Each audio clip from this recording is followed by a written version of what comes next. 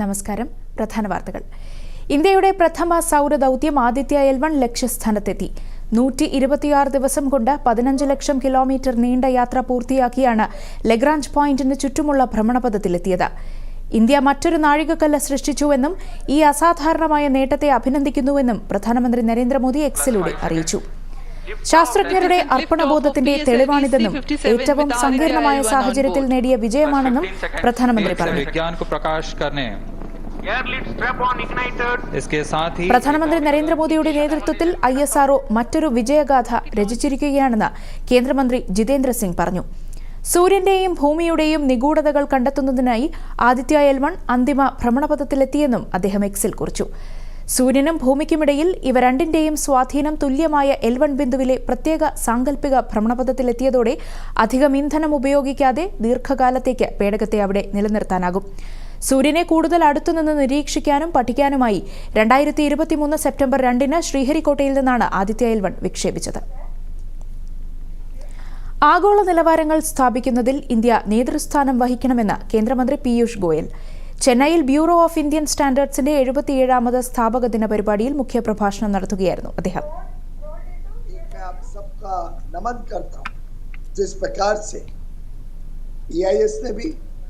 उद्योग जगत ने भी और देश के ग्राहकों ने हॉलमार्किंग ऑफ ज्वेलरी, गोल्ड वगैरह की जो सोने की जवाहरात होते हैं उसकी जो हॉलमार्किंग में अमूल चूल परिवर्तन आए. और आज मुझे बताया जाता है कि लगभग 340 से अधिक जिला में आज हॉलमार्किंग की व्यवस्था उपलब्ध है. लगभग 4.25 लाख BIS മാനദണ്ഡങ്ങൾ നിഷ്കർഷിക്കുന്നതിനൊപ്പം സാധ്യമാകുന്നിടത്തെല്ലാം അന്താരാഷ്ട്ര നിലവാരത്തിന് അനുയോജ്യമാക്കി മാനദണ്ഡങ്ങൾ മാറ്റണമെന്നും അദ്ദേഹം പറഞ്ഞു. ഇതിനായി തത്പര കക്ഷികളുമായുള്ള ആശയവിനിമയങ്ങളും വ്യവസായ മേഖലയിൽ നിന്നുള്ള പ്രാതിനിധ്യവും ഉപയോഗപ്പെടുത്തണമെന്നും കേന്ദ്രമന്ത്രി പറഞ്ഞു. ആഭരണ നിർമ്മാണ മേഖലയിലെ ഹാൾമാർക്കിംഗ് ശ്രമങ്ങളെ കേന്ദ്രമന്ത്രി അഭിനന്ദിച്ചു. കേന്ദ്രമന്ത്രി അശ്വിനി കുമാർ ചൌബെ, ബിസ് ഡയറക്ടർ ജനറൽ രാജേഷ് കുമാർ സിംഗ് ഉൾപ്പെടെയുള്ളവർ സന്നിഹിതരായിരുന്നു. മൂന്നാമത് P. പരമേശ്വർജി അനുസ്മരണ പ്രഭാഷണം ഇന്ന് നടക്കും. കേന്ദ്രമന്ത്രി S. ജയശങ്കർ തിരുവനന്തപുരത്ത് കഴക്കൂട്ടത്ത് അല്പസമയത്തിനകം പരിപാടി ഉദ്ഘാടനം ചെയ്യും. നീതിപൂർവകമായ ലോകക്രമം രൂപപ്പെടുത്തുന്നതിൽ ഭാരതത്തിന്റെ പങ്ക്, ഭാവിക്കായുള്ള വീക്ഷണം എന്ന വിഷയത്തിലാണ് പ്രഭാഷണം സംഘടിപ്പിച്ചിരിക്കുന്നത്. Bharatiya Vichara Kendram centre of studies for national റീകൺസ്ട്രക്ഷനാണ് പരിപാടി സംഘടിപ്പിച്ചിരിക്കുന്നത്. കഴിഞ്ഞ 10 വർഷങ്ങളായി രാജ്യത്തെ ജനങ്ങളുടെ എല്ലാ ആവശ്യങ്ങൾക്കും പരിഗണന നൽകാൻ NDA സർക്കാരിന് സാധിച്ചതായി കേന്ദ്ര വിദേശകാര്യമന്ത്രി S. ജയശങ്കർ തിരുവനന്തപുരത്ത് നടന്ന വികസിത് ഭാരത് സങ്കല്പ് യാത്രയിൽ മുഖ്യ പ്രഭാഷണം നടത്തുകയായിരുന്നു അദ്ദേഹം. കോവിഡ് കാലയളവിൽ ഒരു പൗരൻ പോലും പട്ടിണി കിടക്കാതിരിക്കാൻ സർക്കാർ സമഗ്രമായി ഇടപെട്ടതായും മന്ത്രി പറഞ്ഞു. മുദ്ര, സ്വനിധി ഉൾപ്പെടെ വിവിധ ക്ഷേമ പദ്ധതികൾ മോദി സർക്കാരിന് കീഴിൽ നടപ്പിലാക്കി. വികസിത് ഭാരത് എന്നതാണ് NDA സർക്കാരിന്റെ ലക്ഷ്യമെന്നും കേന്ദ്രമന്ത്രി വ്യക്തമാക്കി.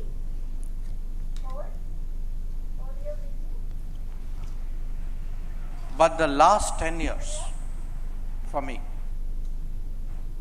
5 years as a minister and 5 years before that have been actually for me the most satisfying years.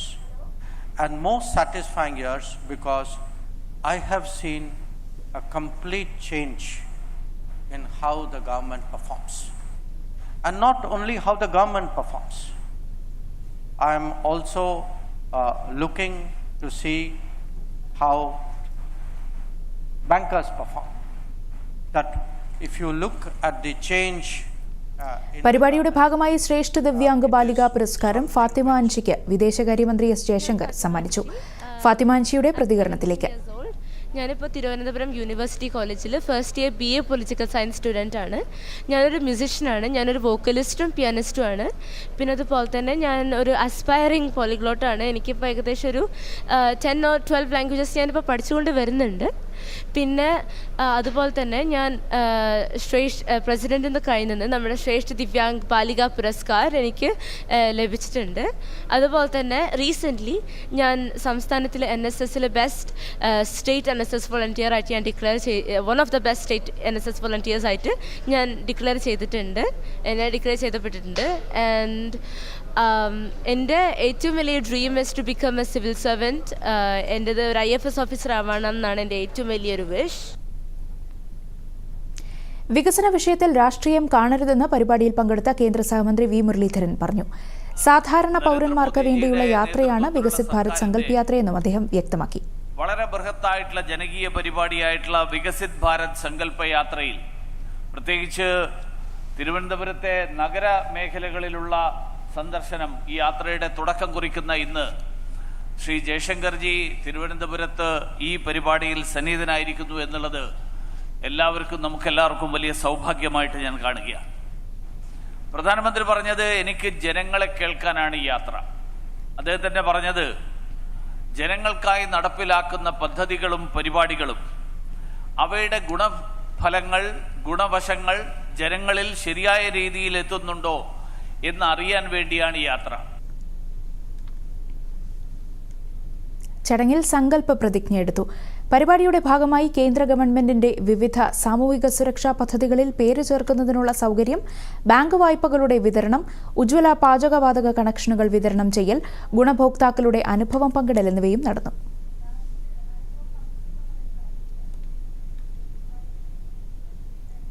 മറ്റു വാർത്തകൾ ഇടവേളയ്ക്ക് ശേഷം.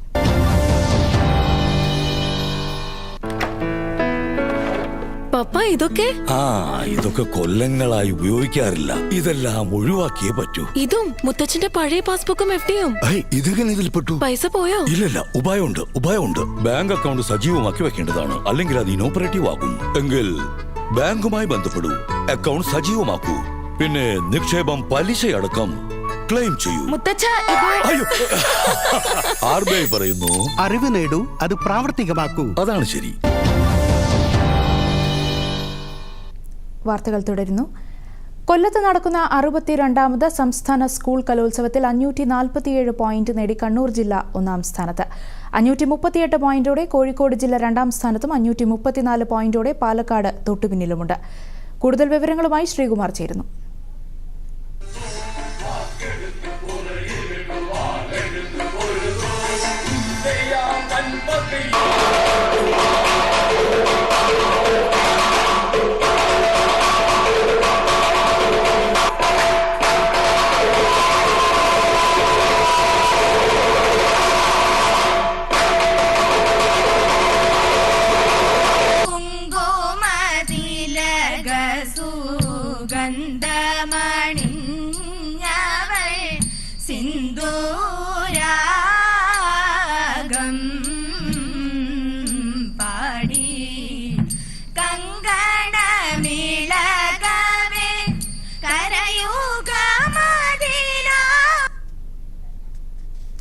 സംസ്ഥാനത്തെ 7 മെഡിക്കൽ കോളേജുകളിൽ കൂടി emergency medicine and trauma care വിഭാഗം ആരംഭിക്കുന്നതായി മന്ത്രി വീണ ജോർജ്.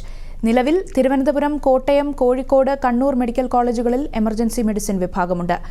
അംഗീകാരം ലഭിച്ച ബാക്കിയുള്ള മെഡിക്കൽ കോളേജുകളായ കൊല്ലം, കോന്നി, ആലപ്പുഴ, ഇടുക്കി, എറണാകുളം, തൃശൂർ, മഞ്ചേരി എന്നിവിടങ്ങളിലാണ് എമർജൻസി മെഡിസിൻ വിഭാഗം പുതുതായി ആരംഭിക്കുന്നത്. സമയബന്ധിതമായി എല്ലാ മെഡിക്കൽ കോളേജുകളിലും എമർജൻസി മെഡിസിൻ വിഭാഗം ആരംഭിക്കുമെന്നും മന്ത്രി വ്യക്തമാക്കി.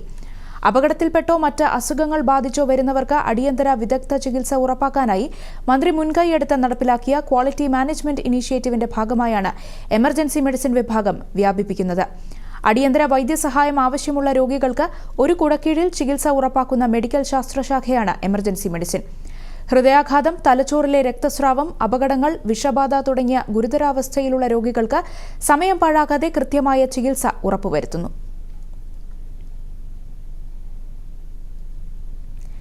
നിയമസഭയിൽ സംസ്ഥാന സർക്കാരിന്റെ നയപ്രഖ്യാപന പ്രസംഗം നടത്തുമെന്ന് ഗവർണർ ആരിഫ് മുഹമ്മദ് ഖാൻ. വിമാനത്താവളത്തിൽ മാധ്യമങ്ങളോട് സംസാരിക്കുകയായിരുന്നു അദ്ദേഹം. നിലവിൽ ഗവൺമെന്റുമായി പ്രതിസന്ധിയില്ലെന്നും ഭരണഘടനാ ബാധ്യത താൻ നിറവേറ്റുമെന്നും ഗവർണർ വ്യക്തമാക്കി. Duty is there.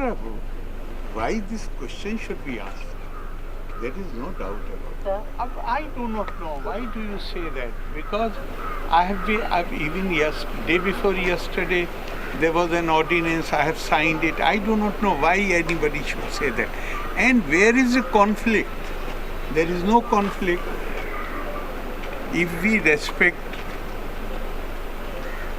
we don't try to trespass into the duties of the others. There is no conflict. Now the Honorable Supreme Court has made it so abundantly clear that you cannot interfere in the statutory functions of the Chancellor. Where is the conflict? I'm really not able to understand. Where is the conflict? There is no conflict. കേന്ദ്ര government പദ്ധതികൾ രാജ്യത്തെ പാവങ്ങളുടെയും അവശ ജനവിഭാഗങ്ങളുടെയും ക്ഷേമം ലക്ഷ്യമിട്ടുള്ളതാണെന്ന് കേന്ദ്രമന്ത്രി ഹർദീപ് സിംഗ് പുരി. പാലക്കാട് ജില്ലയിലെ വാണിയംകുളം പഞ്ചായത്തിൽ വികസിത് ഭാരത് സങ്കല്പ് യാത്ര ഉദ്ഘാടനം ചെയ്ത് സംസാരിക്കുകയായിരുന്നു അദ്ദേഹം. രാജ്യത്തെ അടിസ്ഥാന സൗകര്യങ്ങൾ വികസിപ്പിക്കുമ്പോൾ പാവങ്ങൾക്കാണ് അതിന്റെ പ്രയോജനം ലഭിക്കുന്നതെന്ന് അദ്ദേഹം ചൂണ്ടിക്കാട്ടി. കേന്ദ്ര ഗവൺമെന്റ് പദ്ധതികളിലൂടെ പ്രയോജനം ലഭിച്ച ഗുണഭോക്താക്കൾ അതിന്റെ പ്രചാരകരായി മാറണമെന്നും വികസിത് ഭാരത് യാത്രയിലൂടെ ഉദ്യോഗസ്ഥർ സേവനങ്ങളുമായി ജനങ്ങളിലേക്ക് നേരിട്ടിറങ്ങുകയാണെന്നും കേന്ദ്രമന്ത്രി പറഞ്ഞു.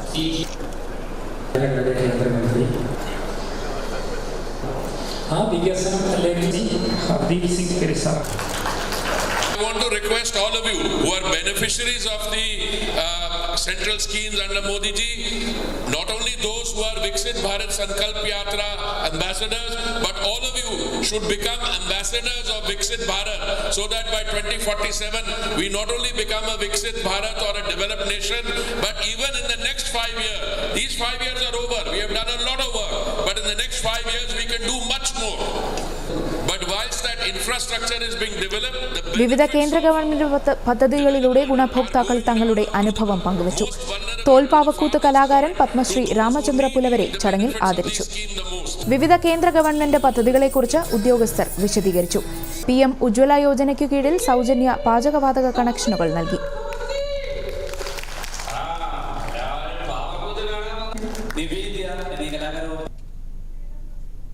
വികസിത് ഭാരത് സങ്കല്പ് യാത്ര ഇടുക്കിയിലെ ഉടുമ്പൻചോലയിലെത്തിയപ്പോൾ തോട്ടം തൊഴിലാളികളുടെ സാന്നിധ്യം കൊണ്ട് ശ്രദ്ധേയമായി. മേരി കഹാനി മേരി ജുബാനി പരിപാടിയിൽ സംരംഭകയായ സരിത മധു വിജയകഥ പങ്കുവച്ചു. ദേശീയ ഗ്രാമീണ ഉപജീവന മിഷൻ കുടുംബശ്രീ കൂട്ടായ്മയ്ക്ക് യൂണിയൻ ബാങ്ക് ഉടുമ്പൻചോല ശാഖയിൽ നിന്ന് ലഭിച്ച സാമ്പത്തിക സഹായം കൃഷിക്കും തൊഴിലും ഏറെ പ്രയോജനകരമായി സരിത പറഞ്ഞു. സംസ്ഥാന സർക്കാരായിരുന്നാലും വളരെയേറെ ജനോപകാരപ്രദമായിട്ടുള്ള പ്രധാനമന്ത്രി പങ്കെടുത്ത് മടങ്ങിയ വേദിയിൽ ചാണകവെള്ളം തളിച്ചത് ദൗർഭാഗ്യകരമെന്ന് Goa governor PS Sreedharan Pillai. Thodupuzha Saraswathi Vidya Bhavan central സ്കൂളിന്റെ 43ാം വാർഷികം പൈതൃകം 2024 ഉദ്ഘാടനം ചെയ്യുകയായിരുന്നു അദ്ദേഹം. ലോകത്തെ ഏറ്റവും മികച്ച ഭരണതന്ത്രജ്ഞനാണ് ഇന്ത്യൻ പ്രധാനമന്ത്രി നരേന്ദ്രമോദി. ഭരണരംഗത്തെ മികച്ച ആളായി ഏറ്റവും നല്ല ഭരണതന്ത്രജ്ഞനായി അദ്ദേഹത്തെ വാഴ്ത്തുമ്പോൾ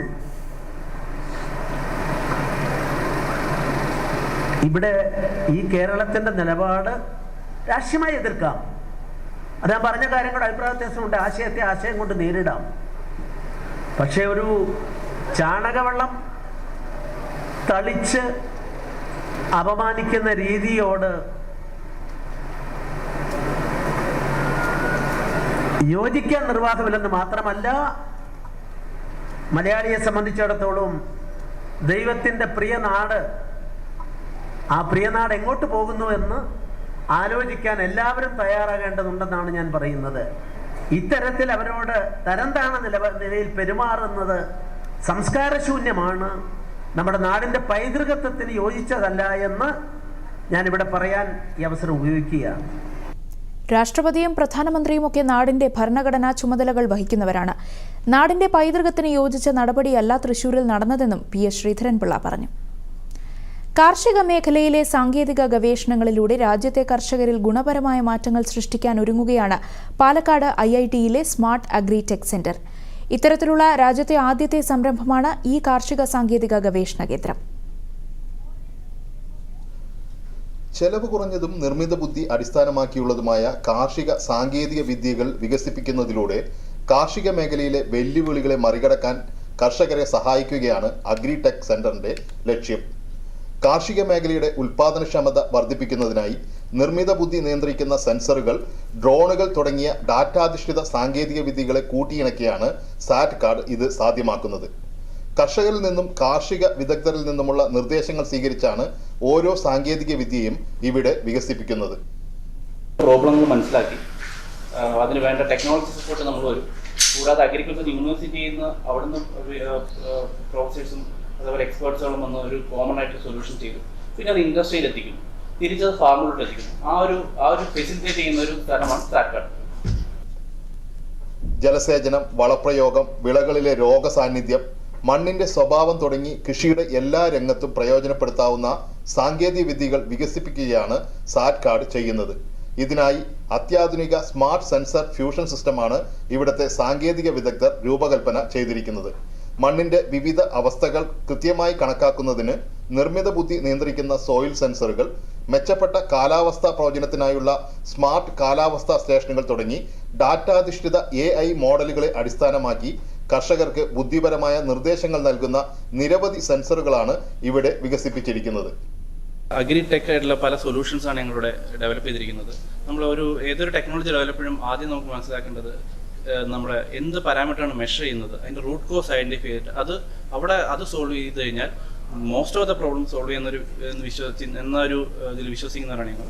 അപ്പോൾ അതുകൊണ്ട് നമ്മൾ ആദ്യം ഡെവലപ്പ് ചെയ്തൊരു ഡിവൈസ് എന്ന് വെച്ചാൽ വെതർ സ്റ്റേഷനാണ്. വെതർ സ്റ്റേഷൻ എന്ന് പറഞ്ഞാൽ നമ്മൾ ഓരോ ഫാർമർ ഫീൽഡിലുള്ള ഓരോ ക്ലൈമാറ്റിക് കണ്ടീഷൻസും അത്രയും മൈന്യൂട്ടായിട്ട് ഞങ്ങൾ മോണിറ്റർ ചെയ്തിട്ട് മെഷർ ചെയ്തിട്ട് അതിന് വേണ്ടിയിട്ടുള്ള റെമഡി എന്താണ്, ഇപ്പോൾ ചിലപ്പോൾ കാറ്റ് കൂടുതലോ അല്ലെങ്കിൽ മണ്ണിൻ്റെ ഈർപ്പം കൂടുതലാണെങ്കിൽ അതിന് കുറവോ, അല്ലെങ്കിൽ മണ്ണിൻ്റെ കുറവാണെങ്കിൽ ഓരോരോ മെഷേഴ്സ് അത് നമ്മൾ കർഷകരുടെ എത്തിക്കും. അതാണ് ഞങ്ങൾ ആദ്യം ചെയ്തിട്ട് വർക്ക്. പരീക്ഷണങ്ങളുടെ ഭാഗമായി വിവിധ കൃഷിയിടങ്ങളിൽ സ്മാർട്ട് കാലാവസ്ഥാ സ്റ്റേഷനുകൾ വിന്യസിച്ചിട്ടുണ്ട്. പാലക്കാട് ജില്ലയിൽ പല കർഷകരിലോട്ടും എത്തിച്ചിട്ടുണ്ട്. അതുകൂടാതെ തന്നെ Trivandrum ICR Indian council of agriculture റിസർച്ചിന്റെ ഹെൽപ്പോടുകൂടി അവിടുത്തെ കർഷകരിലോട്ടും കുറച്ച് എത്തിച്ചിട്ടുണ്ട്. അതുകൂടാതെ തന്നെ നമ്മൾ ഓരോ ഡെവലപ്പ് ചെയ്യുന്ന ടെക്നോളജിയും ഓരോ അഗ്രികൾച്ചർ യൂണിവേഴ്സിറ്റിയിലും വാലിഡേറ്റ് ചെയ്തിട്ട് അത് കഴിഞ്ഞിട്ട് അവരുടെ സജഷൻസും കഴിഞ്ഞിട്ട് നമ്മൾ കർഷകരിലോട്ട് എത്തിക്കുന്നത്. സുസ്ഥിര സാങ്കേതിക കാർഷിക രീതികൾ ഉപയോഗിച്ച് കാർഷിക മേഖലയിലെ വിശാലമായ സാധ്യതകൾ പര്യവേഷണം ചെയ്യാൻ ലക്ഷ്യമിട്ട് രാജ്യത്ത് നടക്കുന്ന ഇത്തരം ഗവേഷണങ്ങൾ സ്വയം പര്യാപ്തമായ ഒരു വികസിത ഭാരതം എന്ന ലക്ഷ്യത്തിലേക്കുള്ള വേഗം കൂട്ടുമെന്നതിൽ സംശയമില്ല. ദൂരദർശൻ വാർത്തകൾക്ക് വേണ്ടി പാലക്കാട് നിന്നും ഫൈസൽ അലിമുത്ത്. ശബരിമലയിലെത്തുന്ന അയ്യപ്പ ഭക്തർക്ക് സഹായഹസ്തവുമായി തമിഴ്നാട് സർക്കാർ. 10 ലക്ഷം പാക്കറ്റ് ബിസ്ക്കറ്റുകളാണ് തമിഴ്നാട് സർക്കാർ ദേവസ്വം ഡിപ്പാർട്ട്മെന്റ് തിരുവിതാംകൂർ ദേവസ്വം ബോർഡിന് കൈമാറുക. ശബരിമലയിലേക്കുള്ള ബിസ്ക്കറ്റ് ബോക്സുകൾ നിറച്ച ആദ്യ കണ്ടെയ്നർ തമിഴ്നാട് ദേവസ്വം മന്ത്രി PK ശേഖർ ബാബു ചെന്നൈയിൽ ഫ്ളാഗ് ഓഫ് ചെയ്തു. തമിഴ്നാട് ദേവസ്വം മന്ത്രി ശേഖർ ബാബു അയ്യപ്പ ഭക്തർക്ക് വേണ്ട എല്ലാ സഹായവും ചെയ്യാമെന്ന് വാഗ്ദാനം നൽകിയതായി Devaswom board president PS Prashant അറിയിച്ചു. പമ്പ മുതൽ സന്നിധാനം വരെയുള്ള വിവിധ പോയിന്റുകളിലും സന്നിധാനം നടപ്പന്തലിലുമായി ദേവസ്വം ബോർഡിന്റെ ആഭിമുഖ്യത്തിൽ ഭക്തർക്ക് എല്ലാ ദിവസവും ബിസ്ക്കറ്റും ഔഷധ കുടിവെള്ളവും വിതരണം ചെയ്യുന്നുണ്ട്.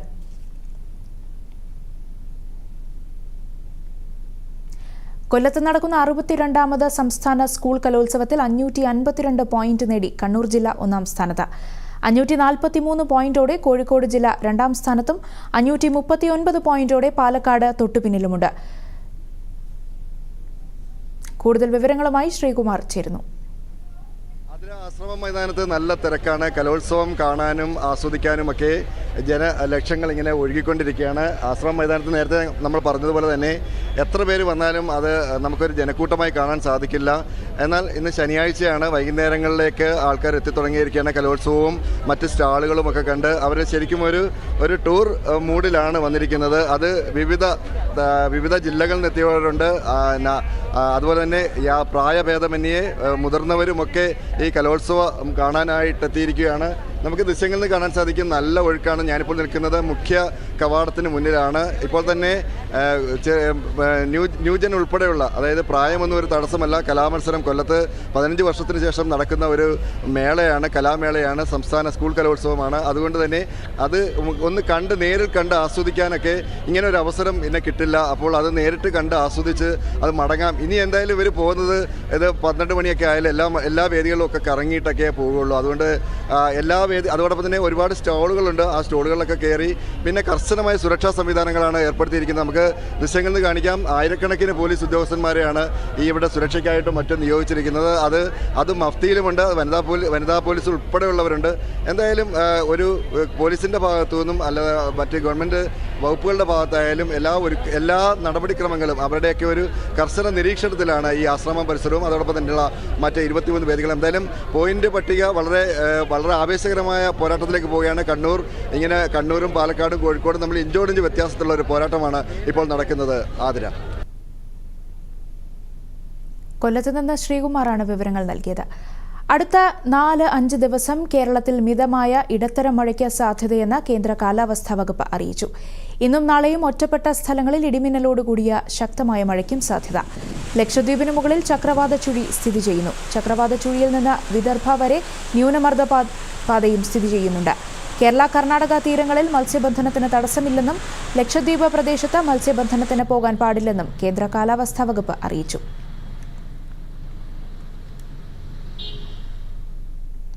വികസിത് ഭാരത് സങ്കല്പ് യാത്ര ഇടുക്കിയിലെ സേനാപതി ഗ്രാമപഞ്ചായത്തിലെത്തി. മേരി കഹാനി മേരി സുബാനിയിൽ ചെമ്മണ്ണാർ സ്വദേശിനി ജിൻസി ഷിനോദ് അനുഭവം പങ്കുവച്ചു. നമസ്കാരം, എൻ്റെ പേര് ജിൻസി ഷിനോദ്. വികസിത് ഭാരത് സങ്കല്പ യാത്രയിൽ ഒരംഗമാകാൻ സാധിച്ചതിൽ എനിക്ക് വളരെയേറെ സന്തോഷമുണ്ട്.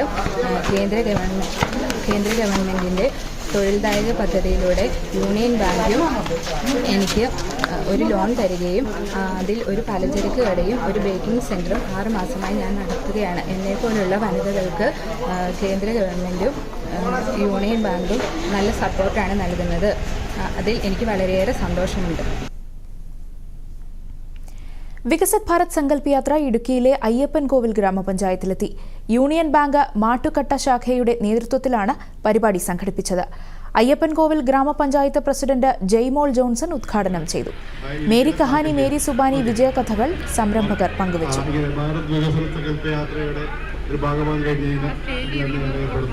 അതോടെ അത് എടുക്കാൻ ആവശ്യമായിട്ടുള്ള സഹായങ്ങൾ പറഞ്ഞ പോലെ ലോൺ ആവശ്യമുള്ളവർക്ക് സാമ്പത്തികമായിട്ട് പിന്നോക്കം നൽകുന്ന ആൾക്കാർ അവർക്ക് വരുമാന മാർഗം ഉണ്ടാക്കണം. സെഷനായിട്ടൊക്കെ പിന്നീട് നടത്താവുന്നതാണ്. കേരളത്തിന് പുതുവർഷ സമ്മാനമായി ഗ്രീൻഫീൽഡ് കോറിഡോർ പദ്ധതി പ്രഖ്യാപിച്ച കേന്ദ്രമന്ത്രി നിതിൻ ഗഡ്കരി. കാസർഗോഡ് നടന്ന പൂർത്തീകരിച്ച 3 പദ്ധതികളുടെ ഉദ്ഘാടനവും 9 പദ്ധതികളുടെ തറക്കല്ലിടൽ ചടങ്ങും ഓൺലൈനായി ഉദ്ഘാടനം ചെയ്യുകയായിരുന്നു മന്ത്രി. റോഡ് വികസനം കേരളത്തിലെ ടൂറിസം മേഖലയ്ക്ക് ഉത്തേജനം നൽകുമെന്ന് അദ്ദേഹം പറഞ്ഞു. കൊച്ചി ധനുഷ്കോടി ദേശീയപാതയുടെ ഭാഗമായ ബോഡിമേട്ട് റോഡിന്റെ ഉദ്ഘാടനവും കേന്ദ്രമന്ത്രി നിതിൻ ഗഡ്കരി ഓൺലൈനായി നിർവഹിച്ചു. ഒരു റിപ്പോർട്ട്. വിനോദസഞ്ചാര രംഗത്ത് കേരളത്തിന് മുതൽക്കൂട്ടായ കൊച്ചി ധനുഷ്കോടി ദേശീയപാതയുടെ ഭാഗമായ മൂന്നാർ ബോഡിമെട്ട് റോഡിന്റെ ഉദ്ഘാടനം നടന്നു. കേന്ദ്ര ഉപരിതല ഗതാഗത വകുപ്പ് മന്ത്രി നിതിൻ ഗഡ്കരി വീഡിയോ കോൺഫറൻസിലൂടെയാണ് റോഡ് ഉദ്ഘാടനം ചെയ്തത്. വിനോദസഞ്ചാര മേഖലയ്ക്ക് മൂന്നാർ ബോഡിമെട്ട് റോഡ് ഒരു മുതൽക്കൂട്ടാണെന്ന് മന്ത്രി പറഞ്ഞു. തെക്കിന്റെ കാശ്മീർ എന്നറിയപ്പെടുന്ന മൂന്നാർ സന്ദർശിച്ച സന്തോഷകരമായ ഓർമ്മയും മന്ത്രി പങ്കുവച്ചു.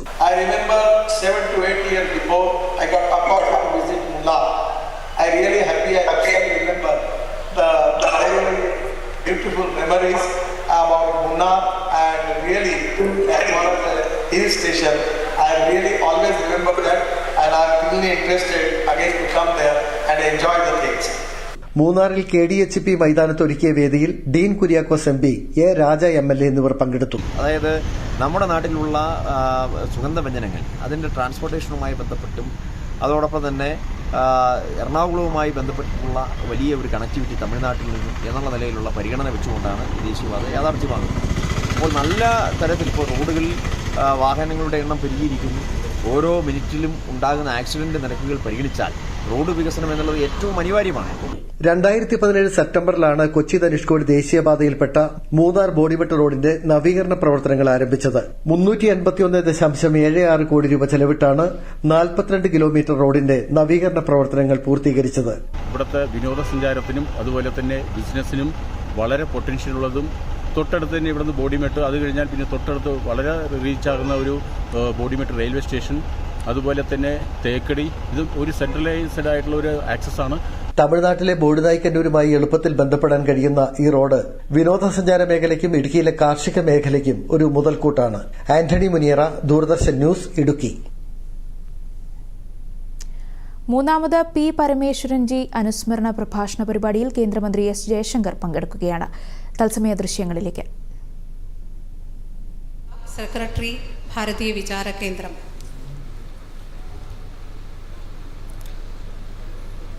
Let us begin by seeking the blessings of Goddess Saraswati, respecting our rich tradition and system. I request Mr. Manakad Goben for the Saraswati Vandana. He is a professional singer in Kerala.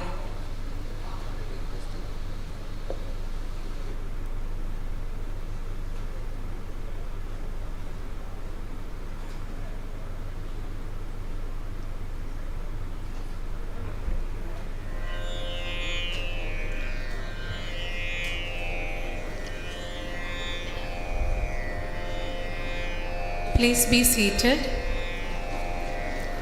Yagundendu tusharharadavala ya shubhravastravrita ya veena varadandamandidakara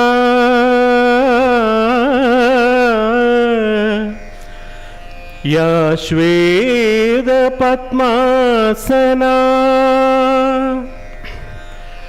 या ब्रह्माच्युत शंकर प्रभृतिभिर्देवै सदा पूजिता सा मां पातु सरस्वती भगवती निशेषजाढ्यापः श्रीमहासरस्वत्यै नमो नमः.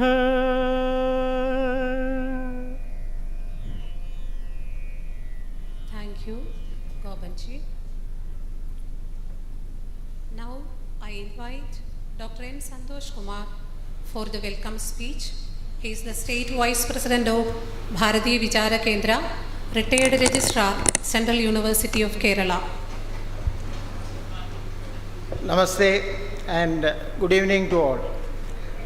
Respected President of the function, Sri R. Sanjayan, Director Bharatiya Vichara Kendra, Guest of Honor Dr. S. Jaishankar, Honorable External Affairs Minister, Government of India, Sri A. Balakrishnan, President Vivekananda Kendram, Kanyakumari, Sri V. Muralidharan, Honorable Minister of State for External Affairs, Sri O. Rajagopalji, former Union Minister, Dr. C. V. Jayamani, President Bharatiya Vichara Kendram, Sri Rajan Pillai, General Convener of the event, and all other dignitaries on and off the dais.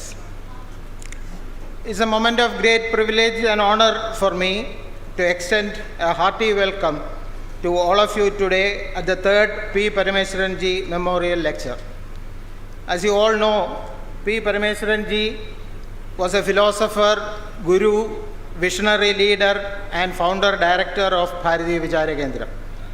He was awarded Padma Shri in 2003 and Padma Vibhushan in 2018.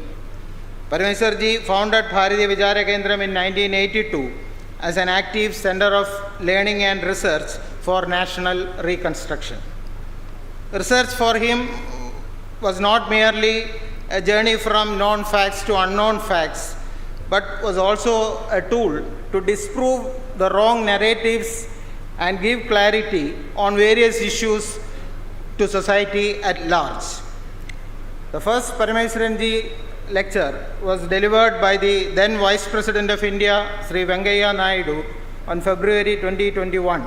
And second lecture in the series was delivered by Srimati Nirmala Sitharaman Ji, Honorable Finance Minister, on November 2022.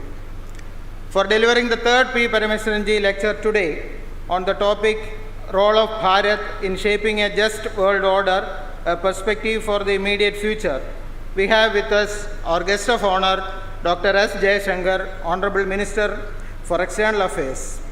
We express our gratitude for accepting our invitation and taking time out of his tightly packed schedule for this event.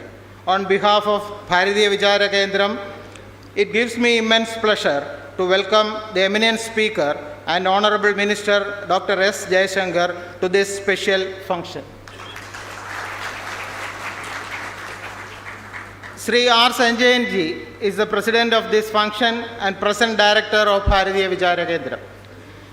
He takes the torch of wisdom forward by leading and coordinating all activities of Bharatiya Vichara Kendra.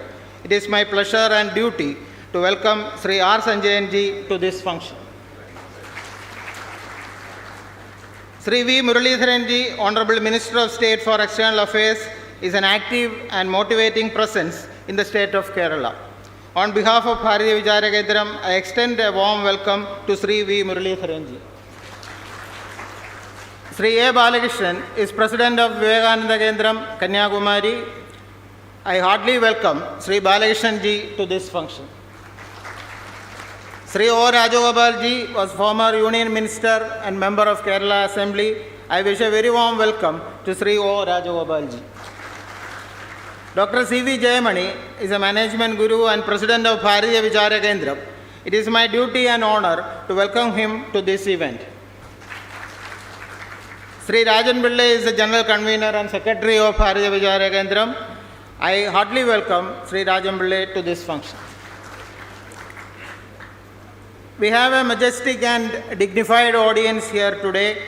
I would like to extend my sincere gratitude to all those who have gathered here today, and on behalf of Bharatiya Vichara Kendra, I am extremely pleased to welcome each and every one of you to this special function. Thank you very much. Thank you, Santosh ji. അടുത്തതായി ദീപപ്രോജ്വലനമാണ്. ദീപപ്രോജ്വലനം നിർവഹിക്കുന്നത് Sree A Balakrishnan ജിയാണ്. The program begins with lighting the lamp in the traditional way, as the light symbolizes abundance, prosperity and knowledge. It is with great honor I invite Sri A. Balakrishnan ji to lighting the lamp. Balakrishnan ji is the current president of Vivekananda Kendra, Kanyakumari.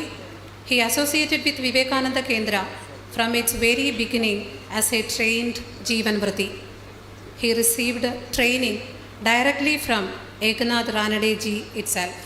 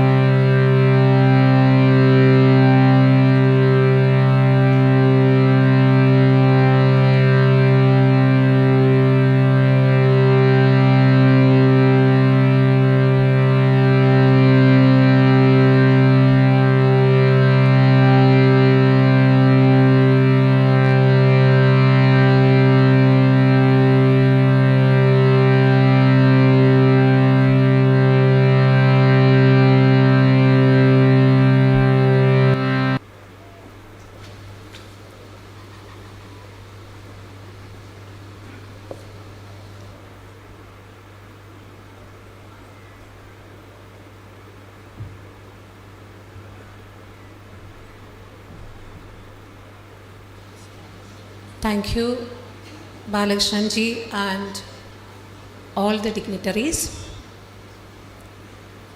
Now, I like to call upon stage our Guru, our mentor, our guide, Sri R. Sanjayan ji, for delivering the presidential address. മുതിർന്ന സംഘപ്രചാരകൻ, ചിന്തകൻ, പ്രഭാഷകൻ, രാഷ്ട്രതന്ത്രജ്ഞൻ എന്നീ നിലകളിൽ സാംസ്കാരിക രംഗത്ത് നിറഞ്ഞു നിൽക്കുന്ന വ്യക്തിത്വം ഇപ്പോൾ ഭാരതീയ വിചാര കേന്ദ്രം ഡയറക്ടറായിട്ട് സേവനമനുഷ്ഠിക്കുന്നു.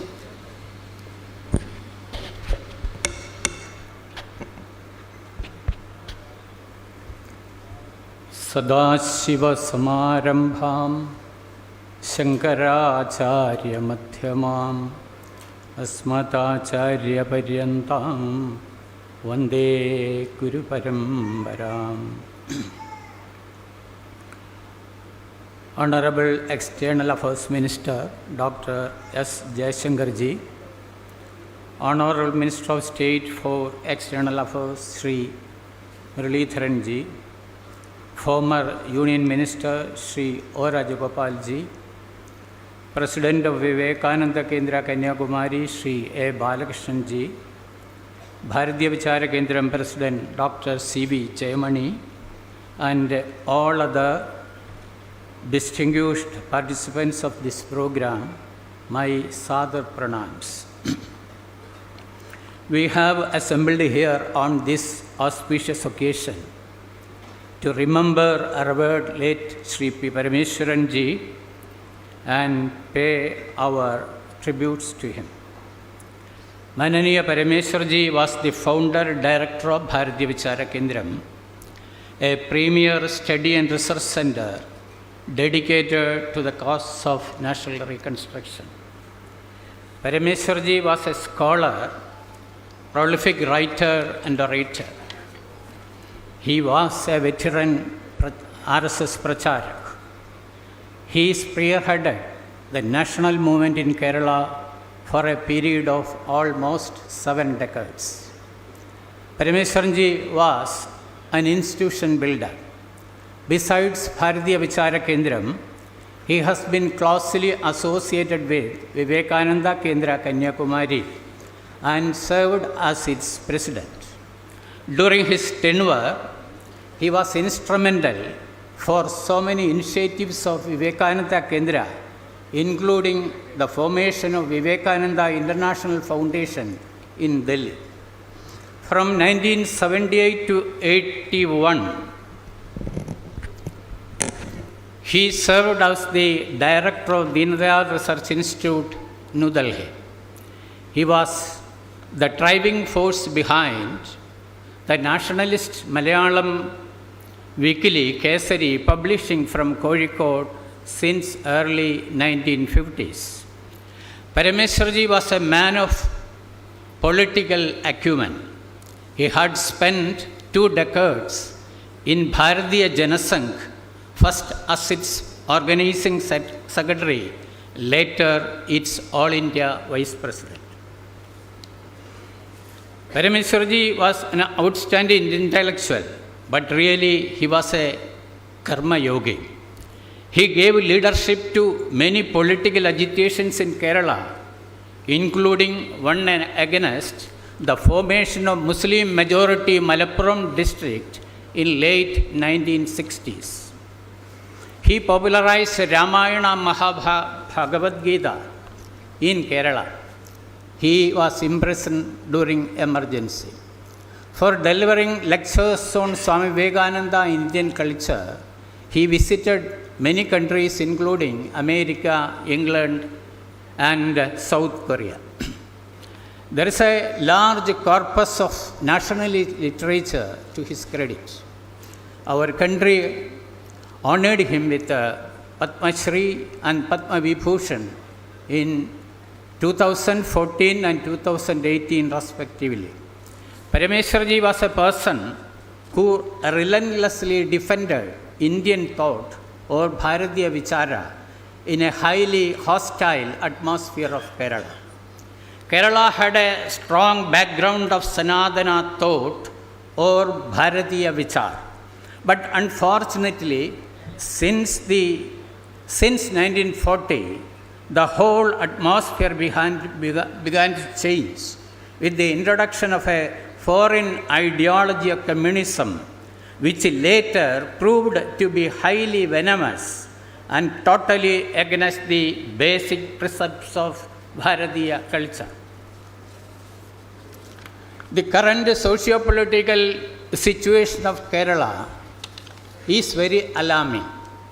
There is an organized attempt to break the cultural fabric and hurt the sentiments of Hindu population in Kerala. During the last Christmas Eve alone, people in Kerala consumed liquor worth rupees 70.73 crore. The new generation of Kerala is under the grip of drug mafia. Naturally, crime rate, especially atrocities against women, children are very high. Misusing the majority in the legislature, the established laws are being systematically flouted in order to promote nepotism and corruption. Admittedly, the economy of the state is on the verge of collapse. I have mentioned earlier about the 1940 as a watershed. The great saint and social reformer Narayana Guru attained Mahasamadhi in 1928. Yogi Chatambi Swamiji's Mahasamadhi was in 1924. The great social reformer Ayyankali left for his heavenly abode in 1941. The temple entry proclamation was declared in Travancore princely state in 1936. The University of Travancore was established in 1937. The first unit of Pallivasal hydroelectric project was inaugurated in 1940. It is a fact that the aggressive industrialization of Kerala took place between 1934 and 1944. In 1948, the government of Travancore approved a proposal for a medical college, which was inaugurated in 1951. From early 1940 to early 1950, the most popular political leader of Kerala was K. Kelappan, who was also known as Kerala Gandhi. What happened to Kerala in later years? Kerala slowly and steadily lost its cultural moorings. A new culture of political violence was being nurtured systematically. The teachings of great gurus and Renaissance leaders were ruthlessly discarded. This has been a big challenge faced by this small South Indian state of Kerala since 1940. One of the vigorous defender of Bharatiya culture from 1940 to 1960 was Swami Agamananda of Sri Ramakrishna Sannyasi order, who established Sri Ramakrishna Advaita Ashramam in Kaladi. Incidentally, Swami Agamananda was the spiritual mentor of P. Parameshwaran ji during his high school days. Parameshwaran ji joined RSS with full support and blessings of Swamiji. We know that Swami Chinmayananda ji had also done a lot of work in Kerala to defend our culture. From 1982, Parameshwar ji is fully dedicated himself to this historical task of defending Bharatiya culture. He did this job with exemplary prowess, responding to each and every hostile attack on Indian culture and nationalism, irrespective of the stature and position of his adversaries. What is the significance of Bharatiya culture or Indian thought in the contemporary world? I just quote the concluding part of Sri Aurobindo's famous speech made at Uttarapara in West Bengal on 31st May 1909.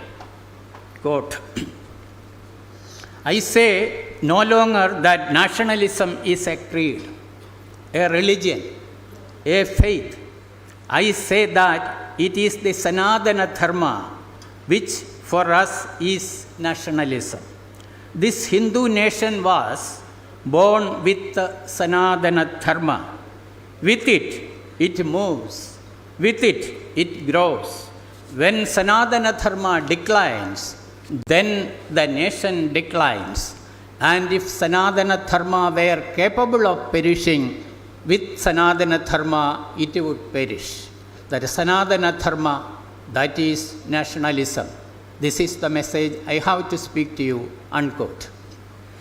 Just before this famous speech, Aurobindo was in Alipur jail for 1 year, where he had many spiritual experiences. He realized Lord Sri Krishna there. He did his speech based on the messages he received from the Almighty. Note these words of Swami Vivekananda. Are we to take always to sit at the feet of Westerners to learn everything, even a religion? We can learn mechanism from them. We can learn many other things, but we have to teach them something, and that is our religion. That is our spirituality. For a complete civilization, the world is waiting for treasures to come out of India, waiting for the marvelous spiritual inheritance of the race, which through decades of degradation and misery, the nation has still clutched to her breast. In another context, Swamiji says the second great idea which the world is awaiting to receive from Upanishad is the solidarity of this universe. Observing the world events, Swamiji predicted that, quote, thus we find solidarity coming in spite of itself. Even in politics and sociology, problems that were only national 20 years ago can no more be solved on national grounds only. They are assuming huge proportions, gigantic shapes. They can be solved when we look at in the broader light of international grounds. International organizations, international combinations, international laws are the cry of the day that shows solidarity. Unquote. Swamiji made this observation 126 years ago. This observation is very much related to the topic of our discussion today. Today we are going to have a talk on the role of Bharat in shaping a just world order, a perspective for the immediate future. We are fortunate to have in our midst today an astute person to deal with this topic. In 2019, our Honorable Prime Minister Narendra Modi ji took a momentous decision to assign the duty of India's External Affairs Minister to Dr. S. Jaishankar ji, one of the most outstanding professional diplomats of the world.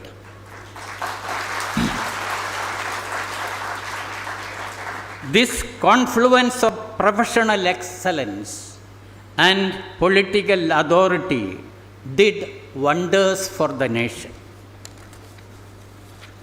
During the last 4 years, Dr. Jaishankar ji could successfully uphold the nation's interest and its prestige even under tough international situations.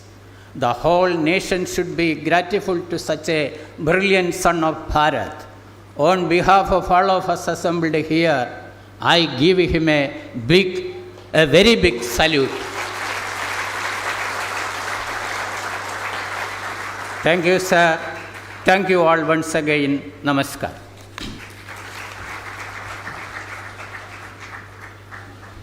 Thank you, Sanjay ji. Next is honoring the guest.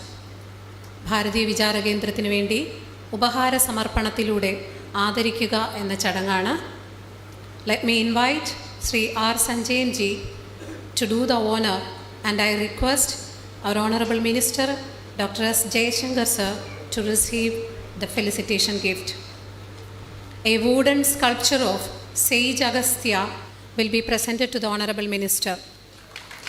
In the current scenario, it is important to note that Sage Agastya was integrated Uttarapadha or Aryavarta and Dakshinapadha. That means northern part and southern part of India. He is the source of all types of ancient Indian knowledge system. As a symbol of national unity, Bharatiya Vichara Kendra selected the sculpture of Agastya as expression of our respect. I request Dr. C.V. Jayamani sir to present the books.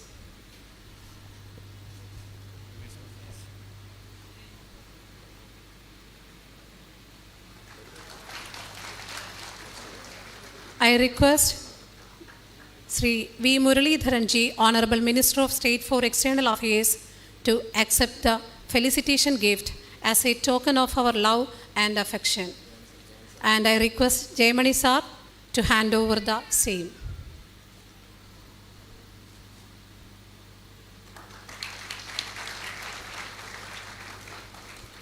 Next, I request Balakrishnan ji, President of Vivekananda Kendra, to receive the felicitation gift as a token of our respect. And I request Jayamani sir to hand over the same.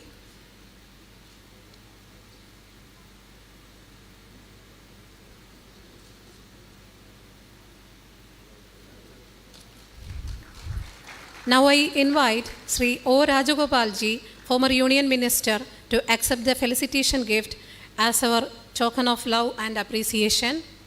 Jayamani sir.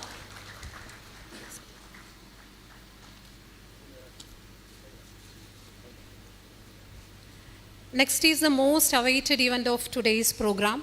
It is my pleasure and pride to invite Honorable External Affairs Minister, who has graciously accepted our invitation to join us today. We are honored to have you, sir, star personality and face of Bharat. This is an occasion that will fill us with self-confidence, prestige, and of course a winning spirit.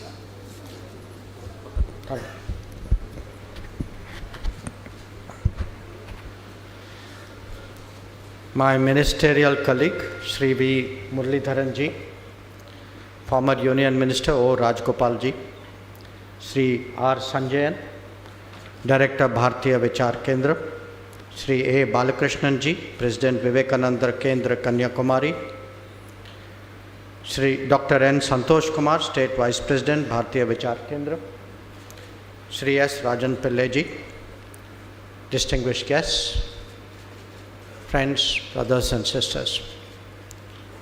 It is a great privilege for me today to deliver the third memorial lecture instituted in the memory of Swargya Parameshwaran ji.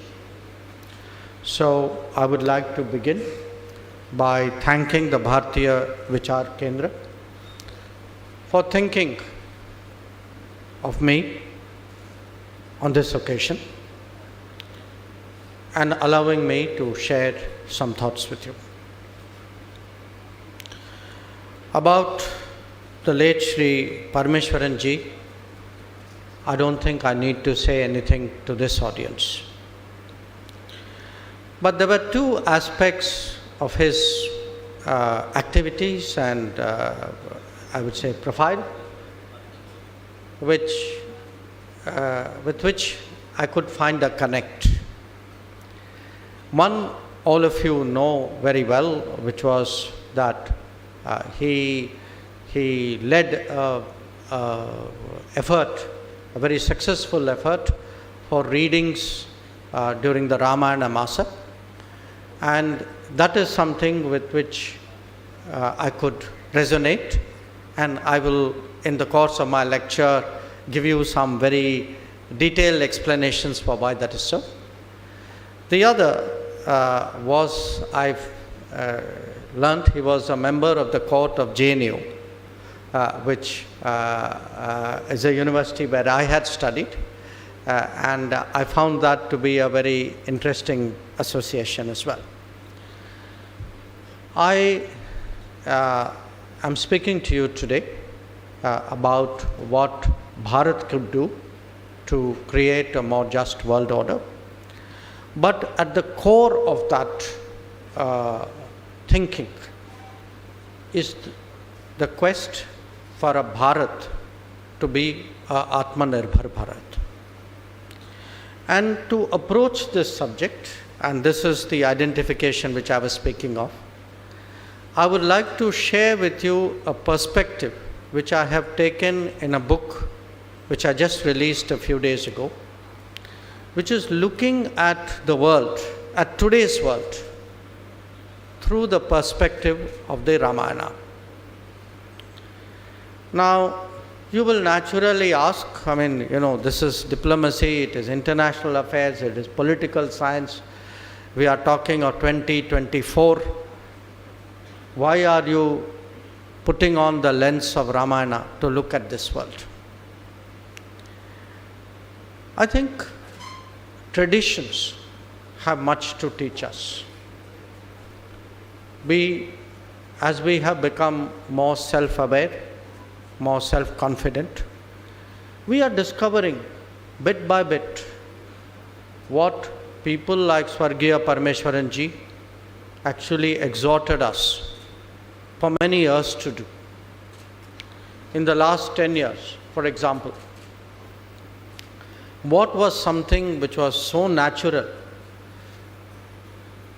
for Indians, and in fact for many people around the world, the practice of yoga, has today gained credence because of the self-awareness, because of the propagation of this extraordinary heritage of mankind. Or let us take wellness and traditional medicines. Especially during COVID, we found that a lot of people wanted to find solutions, wanted to take precautions which would enable them to face the prospect of COVID with a degree of confidence. And it's to me very significant that very recently, just a few years ago, the WHO decided at the instance of our Prime Minister to establish the Global Center of Excellence on Traditional Medicine in India. I'll give you a third example, and this is an example of the year 2023. We took the lead to move in the United Nations a resolution which advocated the International Year of Millets. It was not just another resolution. Millets are something which is as old as human beings. All of us, particularly older, or I would say more experienced people like me, we have grown up with memories of eating millets in our childhood. And somewhere along the way, millets gave way to wheat. Now, today, there is a strong realization. Millets are more nutritious. Millets have a softer carbon footprint. Millets can be grown by are grown by small farmers. So it is greener, it is healthier, it is economically more inclusive, but it was a tradition that we had started to forget over many decades. So my first point I make to you, which is why I chose the perspective of Ramayana, is the value of traditions. Because we tend to think of traditions, we counterpose, people say tradition and modernity. To approach modernity without a sense of tradition is to say, I've forgotten who I am, but I think I know what I want to be. We can't be something if we don't know where we are coming from and what we are. The second is something like a great epic. It is such a valuable heritage. Actually, everybody in any walk of life will look upon it from their perspective.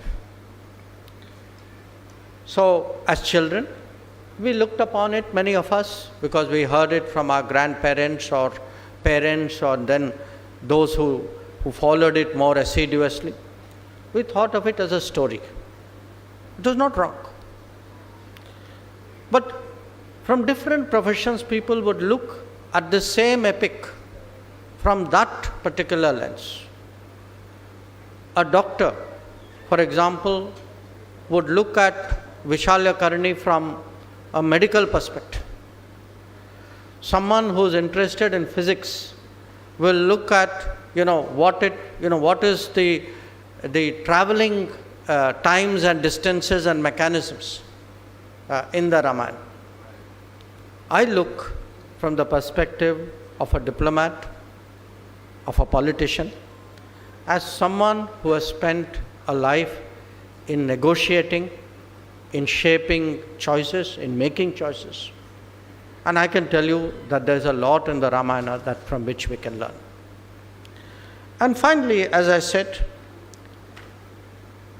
in an era of globalization, for me, looking through the lens of our history, our tradition, our culture, gives me a solid foundation with which we approach the world. Because there is a narrative out there. In fact, there's not only a narrative there, that narrative has here also. That we are all the same. That history, traditions don't matter. That is something ignorant, that is something we should forget. When someone tells you that everybody is the same, let me tell you, this is a new form of domination. Nations are different, cultures are different, people are different. We all have traditions, culture and heritage to be proud of. And Viksit Bharat, Atmanirbhar Bharat, a Bharat that will shape the world, can only forge ahead if we always remember who we are. So let me share with you the idea, what did the Ramayana teach a diplomat, a foreign minister in office?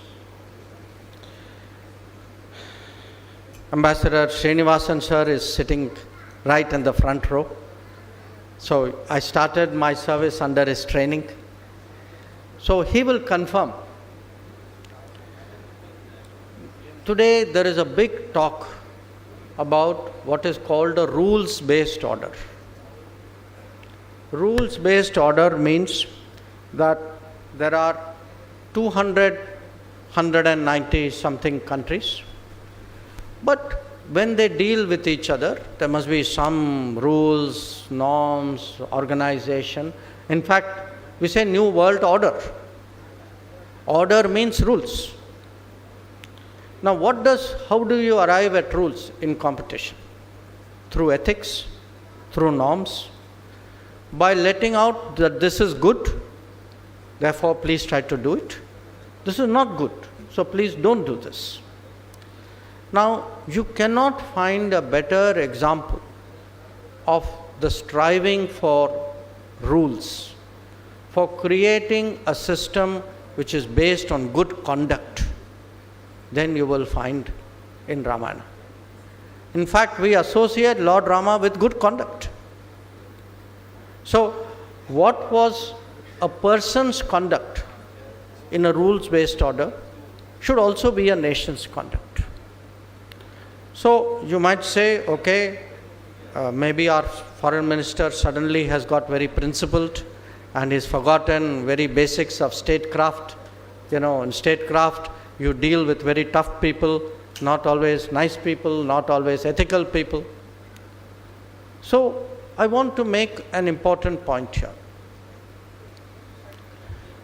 Ethics and principles should be the norm. But if you follow the norm, sometimes when a situation requires, divergences are accepted. So even in the Ramayana, that there would be occasions when Rama would have, let us say, conducted himself in a manner in which there could be a debate. But in the totality of things, we looked at him from the overall conduct. And I would say even today for states, for a nation like India, if we do the right thing with the world, most of the time, ideally all the time, but sometimes if some situation demands, believe me, the world will understand. So let me give you another example of international relations. After all, what is the story of Ramayana? That he acquires skills. He's tested. The big test is bending the bow. That is exactly what happens to nations when nations rise. Let us look at our own country. By having a strong economy, we pass a test. By carrying out nuclear test and developing a nuclear arsenal, we pass another test. It is like stringing a bow. It may be a nuclear bow, but it is a bow. It may be a technology test. We may be tested like Rama was tested by Parameshwaran. So we may be tested in other situations. Nations can be tested by their neighbors. So how a nation will always rise through a series of tests, just like great people in human history have risen. But nations don't only rise for themselves, they also rise for common good. So if you look, Rama, for example, goes to forests because rishis, their penance, their prayers are interrupted by demons, by asuras. Today, people will use these words. They will say global good, global commons. Countries should do for the world. It is conceptually not that different. But let us look at how the Ramayana itself unfolds. What does Rama need? He needs a Lakshmana. Without a Lakshmana, because a Lakshmana can, when situation demands, can make your resolve firmer. When situation demands and Lord Rama is angry, he can cool him down. He did that with Varuna when Rama got angry. He strengthened his resolve when Sita was first abducted by Bharat. So, for every country, we need solid, almost brother-like friends. That the more friends you have, the more people who will go through the journey of ascending the international order, the stronger you are. But it's not enough to have just a limited circle. Eventually, when Rama ends up at the shores of India and looks at Lanka, he has created a coalition. The Vanara Sena is with him.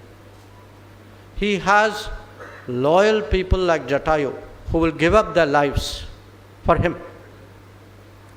So think about it in international relations. To have a Lakshmana, to have a Vanara Sena, to have a Jatayu, these are great benefits for a nation. And great benefits to those who have been tested and those who are today rising in the world. Now, as you all know,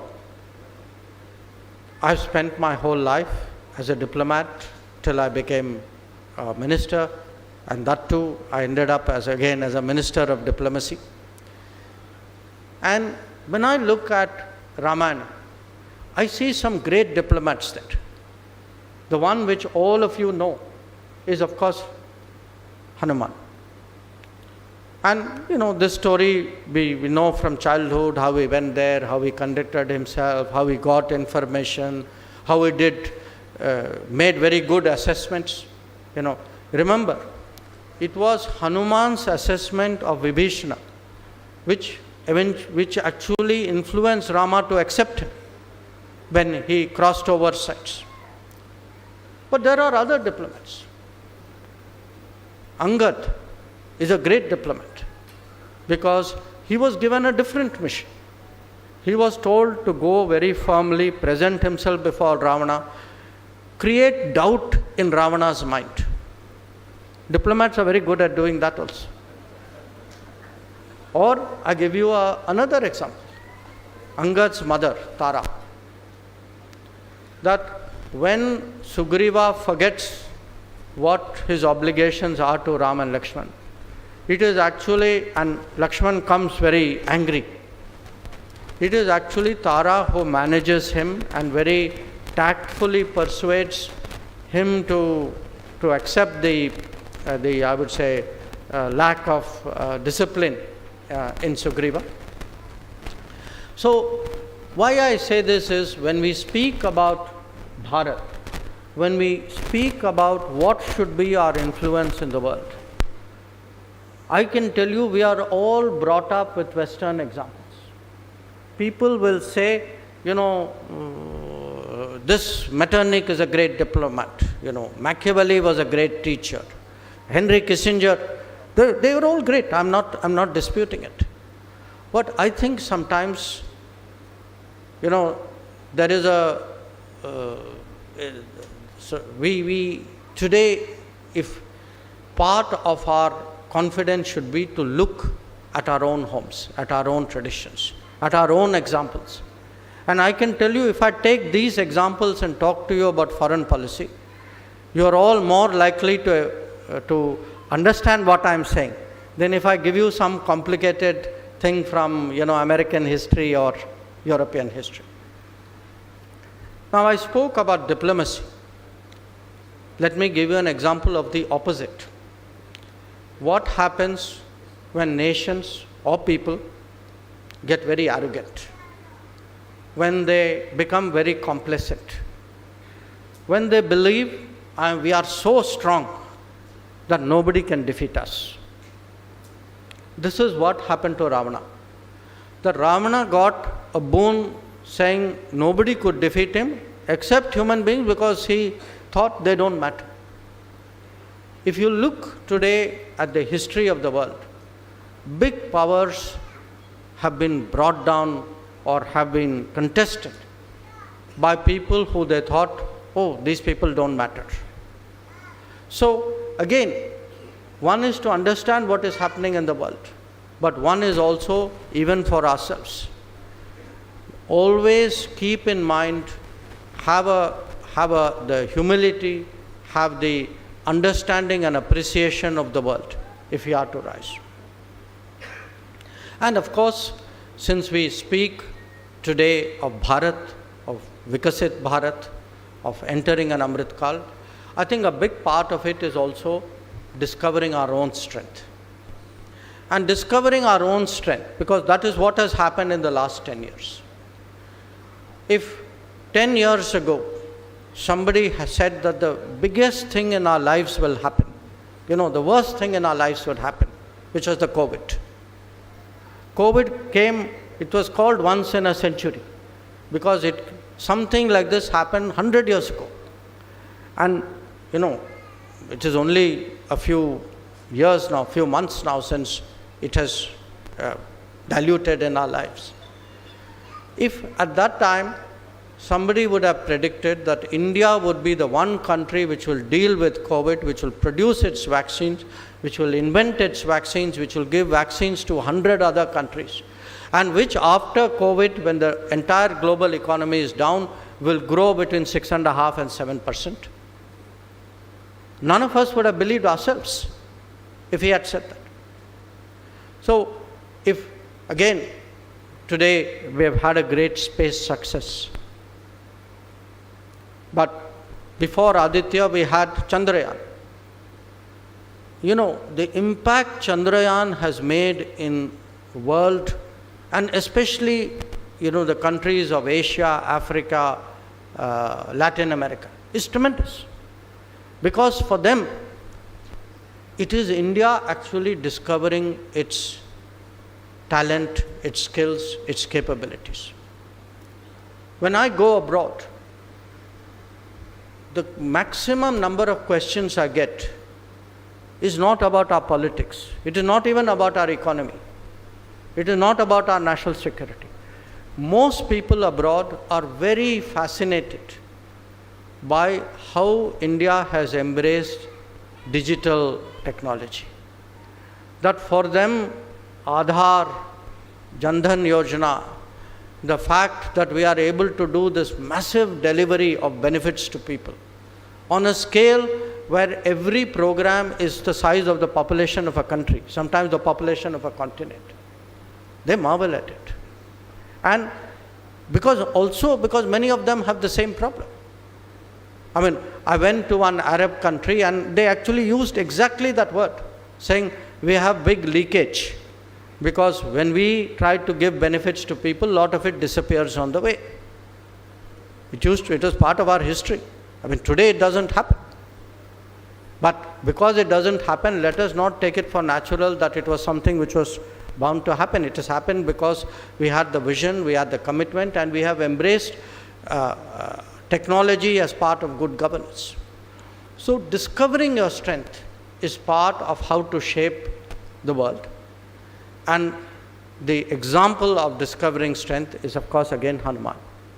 Because, you know, Hanuman was cursed to be forgetful, and it is only when he is in divine service that what is his true strength, even he himself realizes. So I shared a lot of this because all of us know Ramayana better than we know any other, I would say, story in our lives. And these examples should set us thinking from our own heritage, our own culture. How do we look at the world? How do we assess the risks? How do we make the choices? What do we do to shape the world order? But to understand what to shape and how to shape, let me also share with you how does the world look at us today. And this actually is the subject of the book which I have just written, which is Why Bharat Matters. Now, I'm going to give you very practical examples. Just a few months ago, we had the G20 summit in New Delhi.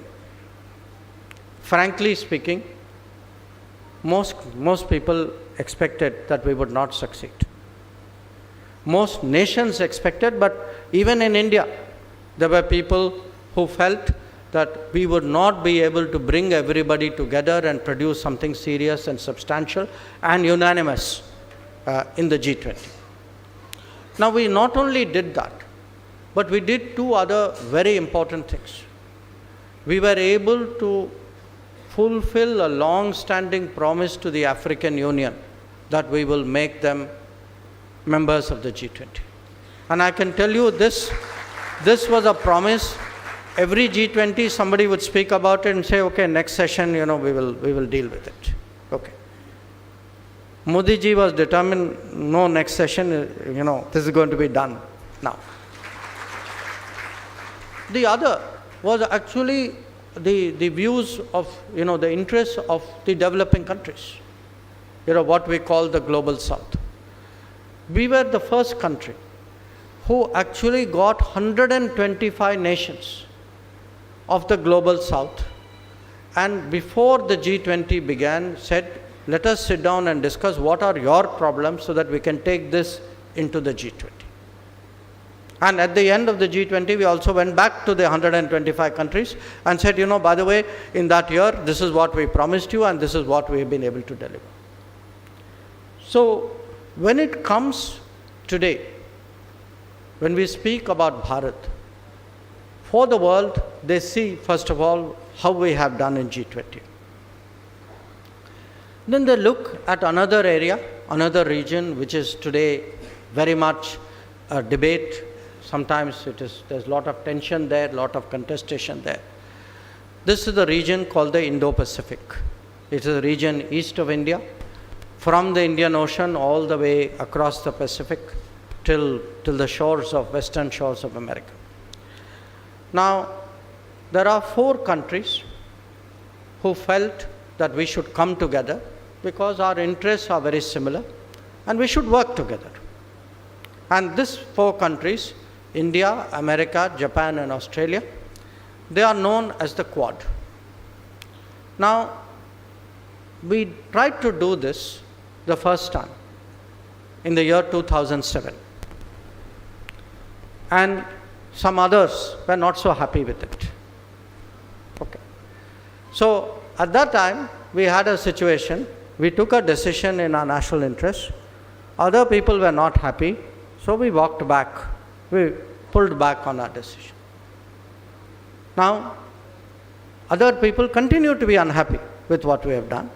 The difference between 2007 and 2017 is, this time we don't walk back.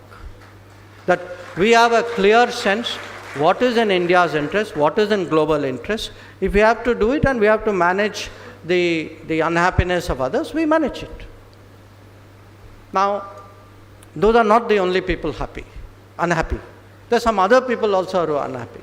They were unhappy that there is a conflict going on in Ukraine, and this conflict has put a lot of pressure on, especially on oil, on energy, to some extent on food, on fertilizers. So, we were under great pressure not to buy oil from Russia. Now, if you look at it logically, suppose India had not bought oil from Russia, what would have happened? The same oil from the Gulf, from the Middle East, we would have also gone after it, Europeans would have also gone after it, other countries would have gone. So, Russia would be sitting with oil that nobody is buying, and all of us will be paying much more for a limited supply of oil. So, first of all, this would have been bad diplomacy, it would have been bad economics, but most of all, it would have been bad for all of us.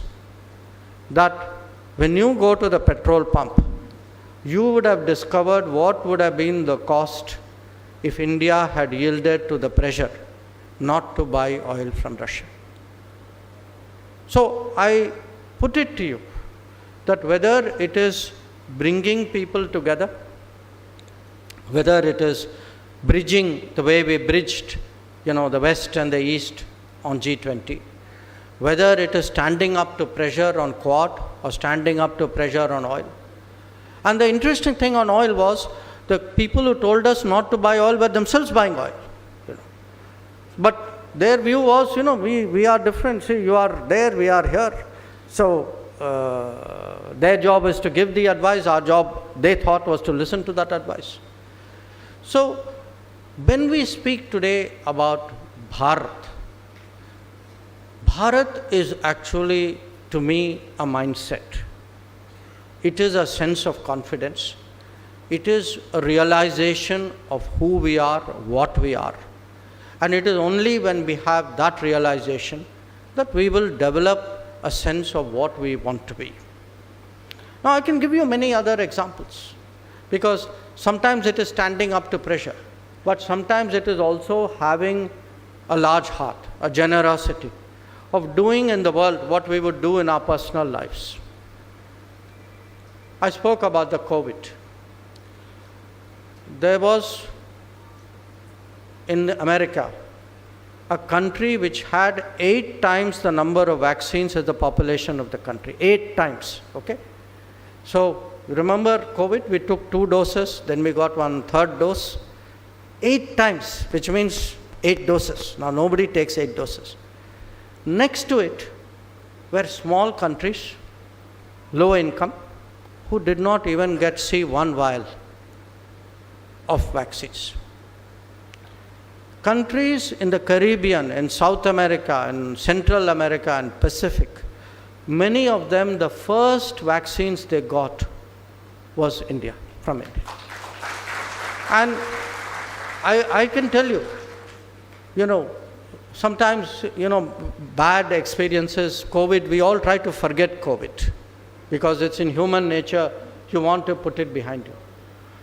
But even till late last year when I was traveling, complete strangers, people who have nothing to do with politics, they would come up to me. And in fact, I had this experience, I think in the Dominican Republic. Sometimes even language, I really don't follow Spanish.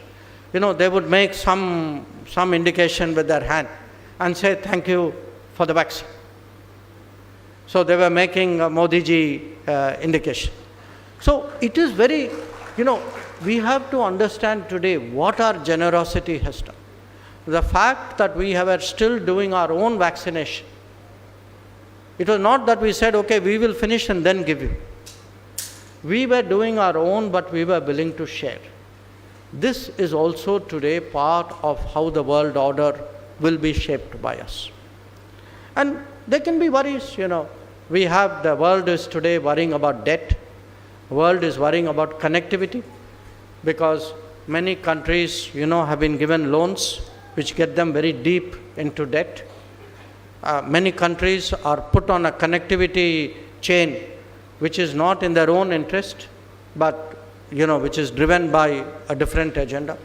So a country which does things for the world, a country which stands up on difficult issues, a country which is able to bring people together, which is, as I said, if you have to have a principled approach, which is willing to say things sometimes which somebody has to say. I think these are all the way by which Bharat is shaping the world. Now, we are shaping the world through these policies abroad. I think we all need to also realize we are shaping the world through what we are doing in India every day.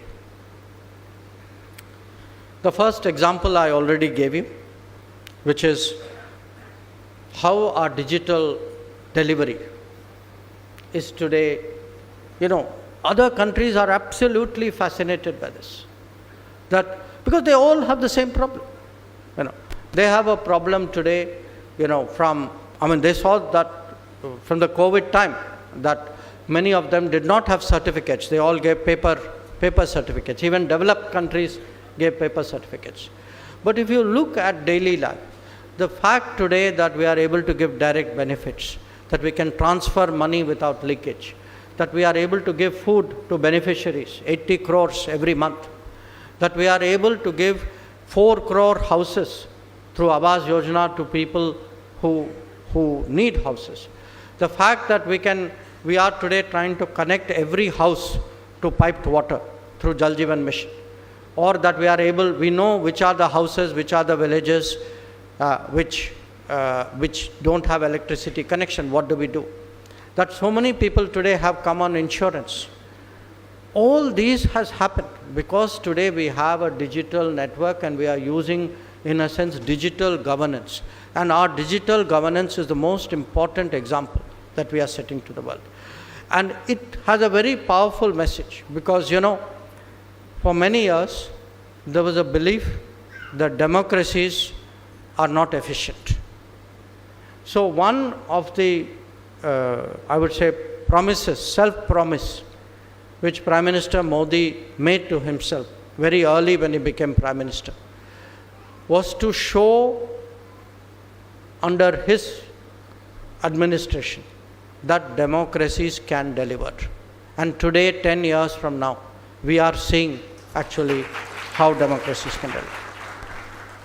There are other ways too, where the world is looking at us. As you know, there is a big concern that too much of the world economy is dependent on, a few countries. That there's too much manufacturing in very limited regions.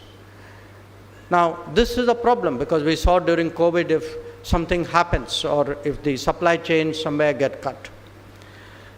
So, I would say today, our progress, our domestic development, how we do in our politics, in our economics, how inclusive we are, how we bring up the more vulnerable, take care of the more vulnerable sections of society. I think all of this makes a difference. So let me finally end again as I began with some observations about history. In the world today, there are very few civilizations, very, very few, I can count them on one hand, which still remain nation states. We should never forget our history, we should never forget our civilization, because that is what sets us apart from everybody else. And to do that, we ourselves should take much more interest in our cultural influence and footprint in the world. It could be in the East, if you go to Cambodia or Indonesia or Bali, Vietnam, you can see all the way up to the east coast of China. You can see our historical footprints. That, there are Angkor Wat, everybody knows. There is a very famous place called Mison. There are Shaivite temples which are more 1,000 years old out there. But equally to the west, I am in Kerala. I know how strong your relationship is with the Gulf. But I think you should also be aware how old your relationship is with the Gulf. That for thousands of years, actually people have traded. This is one of the most natural. Wind blew, they came this way, wind blew that way, you went this. So if you look today at what we are doing with the Gulf, yes, I know for 40 years, there was actually political distancing while people tried to get other benefits. But today, these are parts of our history that we need to reclaim.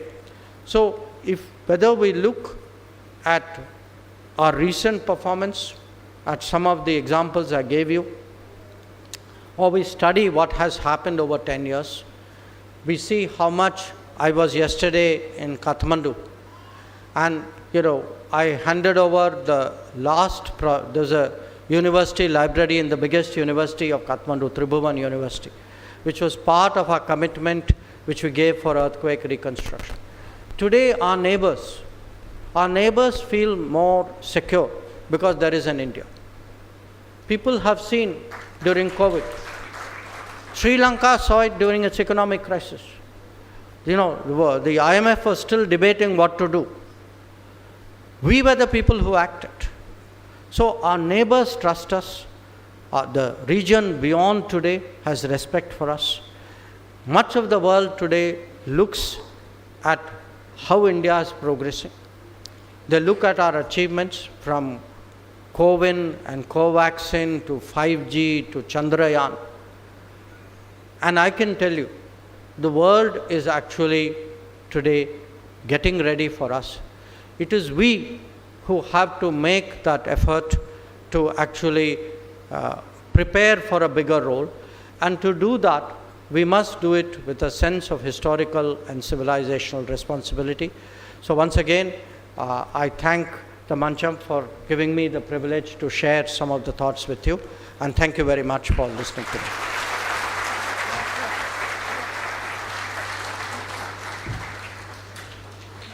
Respected sir. മൂന്നാമത് P Parameswaran G അനുസ്മരണ പ്രഭാഷണം കേന്ദ്രമന്ത്രി S Jaishankar സദസ്സിനെ അഭിസംബോധന ചെയ്ത് സംസാരിക്കുന്നതിന്റെ തത്സമയ ദൃശ്യങ്ങളാണ് ഇപ്പോൾ പ്രേക്ഷകർ കണ്ടത്.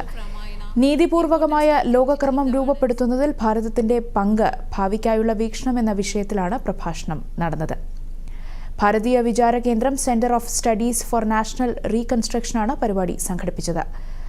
കേന്ദ്ര സഹമന്ത്രി വി മുരളീധരൻ, മുതിർന്ന BJP നേതാവ് ഒ രാജഗോപാൽ, ഭാരതീയ വിചാര കേന്ദ്രം ഡയറക്ടർ ആർ സഞ്ജയൻ ഉൾപ്പെടെയുള്ളവർ സന്നിഹിതരായിരുന്നു.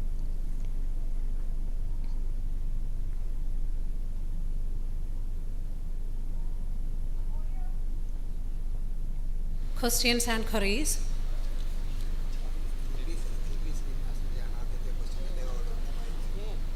Let us start by inviting Dr. T.P. Srinivasan, IFS, former ambassador, by posting his thoughts or queries.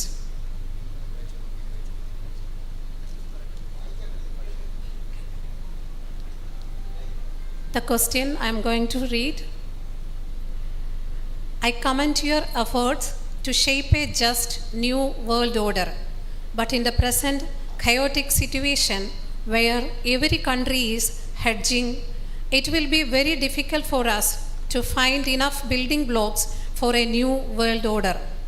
At G20, we saw how divided the world was, and the consensus declaration did not make any difference on the ground. We are groping in the dark like a child looking for the missing blocks of a jigsaw puzzle. Perhaps we should focus on the resolving conflicts and establishing peace.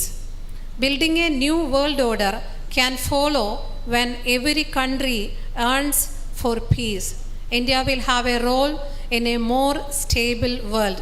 In the meantime, we should focus on safeguarding our interests far and wide.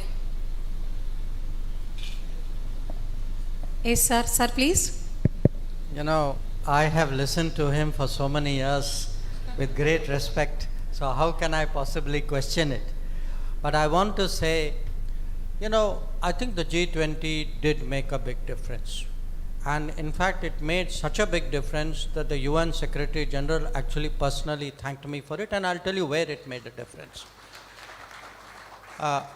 In the G20, because of the Ukraine conflict, other problems were completely put on the side.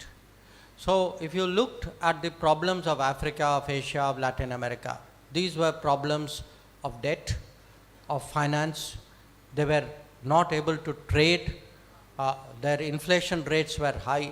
Fuel costs were high, because not everybody managed it the way we did.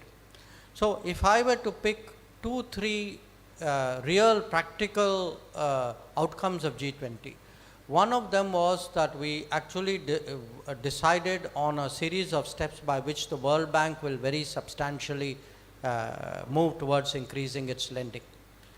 Number 2, we were able to bring attention back on the sustainable development goals, which have fallen very much behind in the rest of the world. Number 3 was actually we set the stage for what thereafter happened in COP28 in terms of green development. And I would say even on Ukraine itself, see, the fact that everybody compromised, you know, how at the end of the day, how do you build an order? You build an order by different people making some adjustments to their positions. So I would say it does count, but I do accept the basic point you have made that the world is very, very disturbed. We are continue to be very worried about what is happening in the Middle East, the concerns that this could escalate, what that would mean.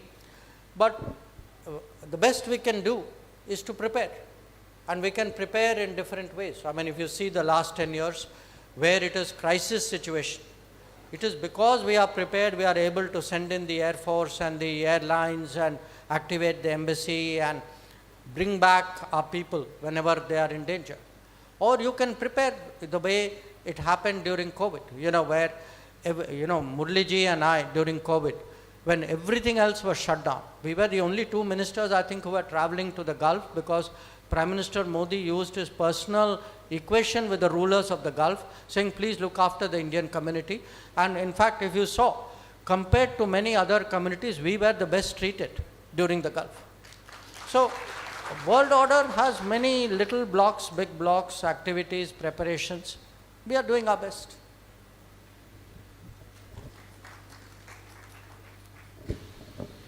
Next question came from Dr. Gopakumar, former Vice Chancellor of Central University of Kerala. The question is, we have ambitions to re-emerge as Vishwaguru in the 21st century. In the background of the national education and policy, how can our foreign policy serve as a powerful tool to attract international students? Sorry, I missed that. In the absence of what policy? Education policy. In the background of national education policy. Sure. You know, I think this is a change which is ready to happen. It has not happened in the manner, in a very significant way yet. It's very important that our university, because we are today establishing many educational institutions at a very rapid rate. In fact, I read somewhere that every day in our country, every day 2 new colleges are opening. Now, that's a very good thing. But what happens is not all colleges, for example, have the same standard. So, how do we today improve standards? How do we, and part of it is by getting in foreign students, by ourselves going out, meeting global, I would say, standards in a way. And that is what we've taken some steps. For example, if you see, the IITs have started to go out. It's a very good thing. We are consciously trying to bring in more foreign students into our educational system, because we have today 13 lakh Indian students abroad. Many of them have gone abroad because they didn't have opportunity in India. So we give them opportunity. There are actually a lot of possibilities here. I agree with you very much. I think, for us, people, see, the world today associates Indians with education, with technology, with family. This is our image. So we must play this to the fullest. അനുസ്മരണ പ്രഭാഷണത്തിന് ശേഷം ചോദ്യങ്ങൾക്കുള്ള മറുപടിയും വിദേശകാര്യമന്ത്രി നൽകി. ഈ വാർത്താ bulletin കഴിഞ്ഞു. ദൂരദർശൻ വാർത്തകൾ കേരള DD ന്യൂസ് എന്ന യൂട്യൂബ് ചാനലിൽ തത്സമയം ലഭ്യമാണ്. പ്രധാന വാർത്തകൾ ഇനി 7 മണിക്ക് കാണാം. നമസ്കാരം.